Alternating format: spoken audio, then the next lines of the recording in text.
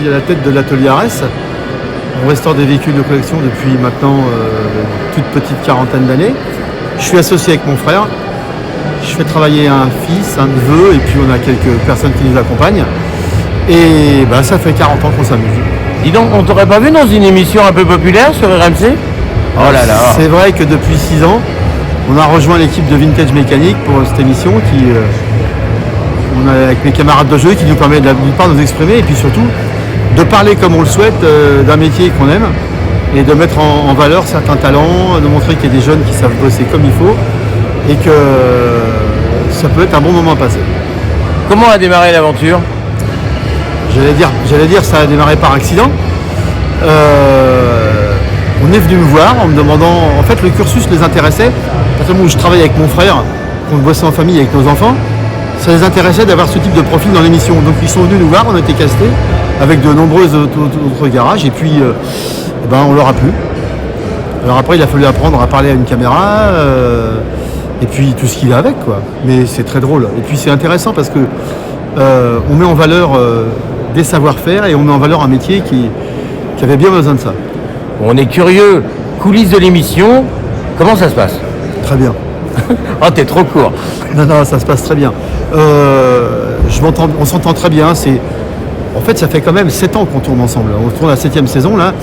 On se connaît bien, on est potes, on se marche pas sur les pieds. François est un mec marrant. On se bat comme des chiffonniers quand ils ouvrent la porte, mais une fois que ça s'est passé, c'est passé quoi. Ça se passe bien, c'est très très bien. C'est un truc intéressant. Alors tout le monde se pose la question, les voitures, c'est des voitures choisies, comment ça se passe? Alors, pour l'ensemble, c'est des voitures qui sont choisies par la production, par la télévision. C'est eux qui choisissent les voitures. Et puis forcément, après, quand on reçoit le dossier, on se positionne plus ou moins. Voilà. Et puis, malgré tout, des fois, on ouvre la porte et tu te dis, je vais la prendre quand même parce que voilà, c'est pas mal. Donc c'est pas que scénarisé? Ah bah non. De toute façon, je pense que ça se voit bien à l'antenne que c'est pas que scénarisé. On voit bien qu'il y a un peu d'enjeu quand même. Alors quand tu es parti avec ton meilleur ami de l'émission au Qatar, oui, avec Olivier, comment ça s'est passé? Parce que vous êtes parti vraiment. C'est pas un décor sur des fonds verts. On est parti pour se marrer et on n'a pas été déçus. On s'est vraiment marré pendant 10 jours. On a découvert un pays qui est surprenant, dans tous les sens du terme d'ailleurs. Mais l'accueil était bon. L'accueil était voilà, on a été reçus comme des princes. Et j'ai découvert le désert que je ne connaissais pas. Et la fameuse casse automobile dans le désert. Et cette fameuse casse automobile dans laquelle c'est une vraie. C'est bien sûr qu'il y a une vraie casse. On y serait bien resté, Olivier et moi, passer une semaine ou deux. C'était extraordinaire. Bon, finalement, le monsieur de la casse était très gentil en fait. Non, pas du tout. Il était exactement comme vous le voyez à la télévision. Il était épouvantable en négociation. Un peu virulent quand même, et prêt à nous foutre à la porte. C'était assez surprenant quand même. D'accord, donc il y a vraiment du vrai dans l'émission. Il y a du vrai, mais il y a plein de vrai, mais de toute façon il y a du vrai dans toute l'émission. C'est une vraie émission avec des vrais morceaux dedans, on fait vraiment les voitures, on met des vrais coups de marteau et des vrais coups de clairolette. Et les aficionados se demandent comment c'est tourné. C'est tous les jours, ils viennent de temps en temps, parce qu'en fait la restauration qui dure 52 minutes, en fait, c'est plusieurs mois. Alors, ça dépend des chantiers. Mais, par exemple, la marque 2 de course que j'ai refaite, ils ont filmé pendant 9 mois. Wow. Ça représente 4 mois et demi à peu près de travail effectif. Donc, ils viennent de temps en temps? Bien sûr. C'est vous qui les appelez? Alors, on se met d'accord sur certaines scènes qu'ils ont envie de filmer.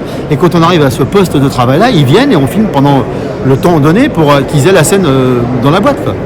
Et après, c'est eux qui font le montage. Mais non, les travaux se réalisent réellement. Dans mon cas, je fais rarement des gros travaux parce que c'est très long. C'est très long. Alors quand tu as été casté, comme tu le dis, on t'a pris pour ton bon caractère, ton mauvais caractère, ton franc-parler, ton attitude? Que les choses soient claires. Je suis comme ça. Non.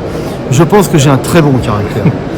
Après, c'est vrai que j'ai une tendance à dire les choses telles qu'elles sont, mais on nous a casté surtout pour l'ancienneté de la boîte et puis parce que j'ai autour de moi un fils, un neveu, un frère qui ont une masse de compétences, et j'allais oublier Noémie, qui ont une masse de compétences non négligeable. Et je pense que c'est ça qu'ils sont venus chercher.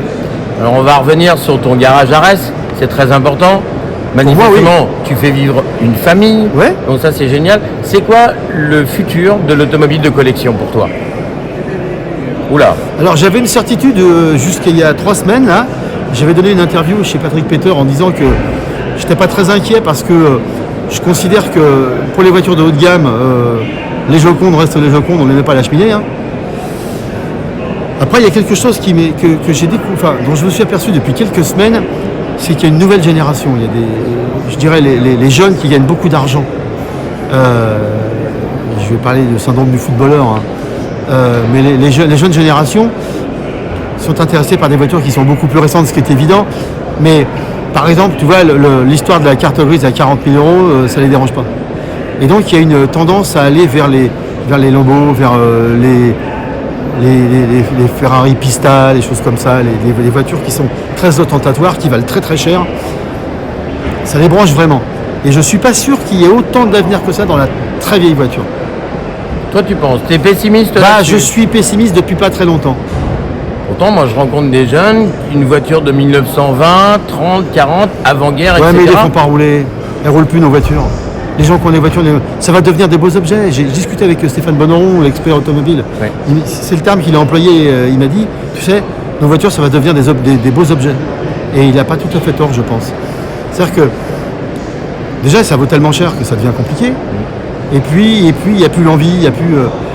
tu sais, moi, ce que j'adore avec les voitures de course, c'est qu'elles sont désacralisées. C'est-à-dire que c'est des voitures qui valent une fortune, mais les gars n'hésitent pas à rouler avec et à prendre des risques. Oui. Mais parce que c'est inhérent à une génération. Ils les ont vus rouler, ils savent que c'est fait pour rouler, et puis ils assument le truc. Ils sont encore d'une culture où vivre, on sait que quand tu vis, tu prends le risque de mourir, quoi. Oui. Et la nouvelle génération... Veut pas mourir? Alors elle ne veut pas mourir, ça c'est évident, mais nous non plus d'ailleurs. Hein. Oui. Mais simplement, n'a plus la même approche de la voiture. C'est quelque chose de... On a intégré que ça pouvait être quelque chose de dangereux, qu'il faut s'en méfier, qu'il y a des conditions d'utilisation, etc. Et c'est plus la bonne franquette comme avant. Si tu rajoutes la cote des voitures, Oui. les voitures bougent plus. Bon, il y a une chose importante aussi, c'est que je suis né en 64, je me suis acheté une coccinelle de 64. Oui. Donc c'est peut-être pour ça le principe des Lamborghini Alors, non, mais il des y a années ça, 80. c'est la fameuse Madeleine de Proust dont on Oui, parle c'est tout le ça. temps. Tu as envie des voitures qui te rappellent ton enfance. Oui. Ça, c'est évident. Mais au-delà de ça, tu sais, on a des gens qui ont 35 ans qui roulent en Bugatti type 35. Oui. C'est pas pour l'âge, hein. Et puis ils les ont jamais vus rouler, hein. Mais on est en mode spéculation ou on est en mode passion ou placement, ce qui est la même chose? Non, il n'y a pas de placement. Bon. S'il y a de la spéculation, je veux bien. Si tu veux si tu fais un placement, achète une maison ou achète un lingot d'or, quoi. Parce qu'une voiture, tu rates ton virage, elle est dans le mur et puis. Oui, mais avec un tableau, tu roules pas. C'est vrai aussi. Non, je pense que c'est pas vraiment la spéculation. Bien entendu que tout le monde a dans l'esprit que tu vas pas perdre d'argent avec ce truc-là, tu vas peut-être en gagner un peu si possible. Et tout le monde cherche ça. Mais tu sais, quand tu as une très belle voiture qui te fait plaisir pendant 10 ans que tu la revends, que tu n'as rien perdu, Oui. c'est une très belle affaire. Et non, je pense sincèrement que c'est parce que l'approche devient différente dans les jeunes générations. Ça leur parle plus. Ça fait trop longtemps qu'on leur dit que c'est dangereux, que ça pue, que c'est mauvais, etc. Et je pense, malheureusement, parce que c'est tout nouveau, hein, mais je pense que ça infuse. Donne-moi une note d'espoir, parce que moi je connais pas mal de jeunes qui, hier on a rencontré une demoiselle, 22 ans, mécanicienne, Je la connais. en voiture de collection. Je la connais, qui fait des moteurs de Ferrari. C'est ça. Je la connais. Alors, tu vois qu'il y a oui, une génération. Mais attends. Mais tu sais, il y a toujours des gens qui restaurent les cathédrales et il y a toujours des gens qui entretiennent les tableaux. Hein. Donc on y croit encore. On y en aura encore. J'ai envie d'être optimiste. Mais oui, mais je pense que on va avoir du mal à inviter ses potes pour montrer la Joconde qui est dans le salon, quoi. Ça va devenir compliqué. Je suis pas très optimiste. La seule note d'optimisme, c'est qu'on va continuer à vivre longtemps et donc on va s'en servir encore longtemps de nos voitures. Bon, ça va. Donc voilà. Tout va bien. Jusqu'à 100 ans, on se servira de nos bagnoles. Exactement. Ok. Bah, mille merci Eric. Je t'en prie, Philippe. À bientôt. À très bientôt. Ciao.